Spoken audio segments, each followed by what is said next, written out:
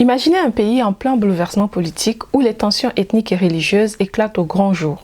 Au milieu du chaos, des individus tentent de s'aimer, de s'entraider et de trouver leur place. C'est ce que raconte L'autre moitié du soleil de Chimamanda Ngozi Adichie, un roman qui nous plonge dans la guerre du Biafra, un conflit qui a déchiré le Nigeria à la fin des années 1960. Aujourd'hui, je vous propose de découvrir ce chef-d'œuvre de la littérature africaine contemporaine, une fresque historique et intime à la fois.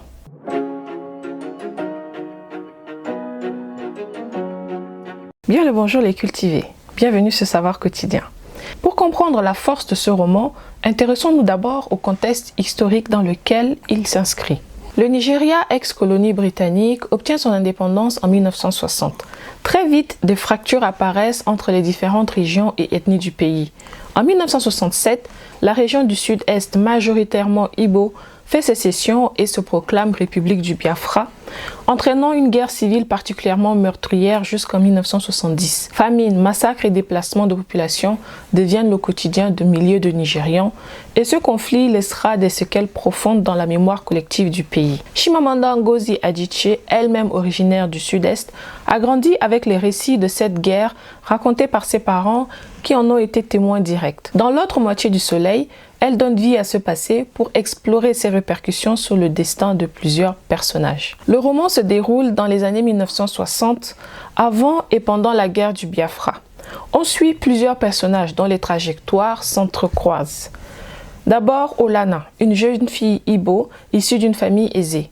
Elle a fait des études à l'étranger mais revient au Nigeria avec la volonté de contribuer au développement de son pays.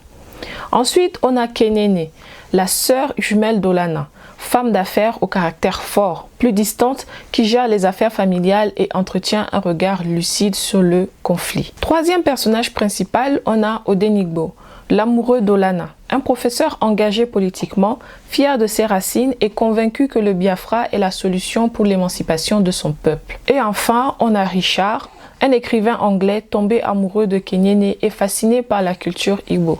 Son regard d'étranger fournit une autre perspective sur la guerre et ses enjeux. Au fil des pages, on voit ses protagonistes nouer des liens, s'aimer, se séparer, se retrouver alors que la guerre fait rage autour d'eux. Chimamanda Ngozi Adichie nous plonge dans leur quotidien, entre espoir, désillusion et survie. Quelles sont les thématiques qui sont abordées dans cet ouvrage? L'autre moitié du soleil explore plusieurs thèmes forts.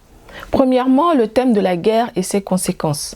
Chimamanda décrit sans détour l'horreur du conflit, la famine, l'exil, les pertes humaines, mais elle montre aussi la solidarité, l'ingéniosité des populations pour tenter de survivre. On a également le sujet de l'identité et l'engagement politique. Les personnages sont confrontés à la question de l'appartenance nigérian ou biafrais. Comment préserver ses traditions et ses valeurs face à la violence? Il y a également les rapports de classe et de genre. À travers Olana et Kenene, l'autrice souligne les inégalités sociales, même au sein d'une famille privilégiée. Les femmes, bien que souvent reléguées à l'arrière-plan, deviennent des piliers durant la guerre, prouvant leur force et leur capacité à organiser la survie collective. Le sujet de l'amour dans le chaos. Malgré le conflit, l'amour, l'amitié et la famille restent des refuges essentiels. Les personnages s'accrochent à ces liens pour ne pas sombrer dans la désolation. Et enfin, le sujet de la mémoire et la narration.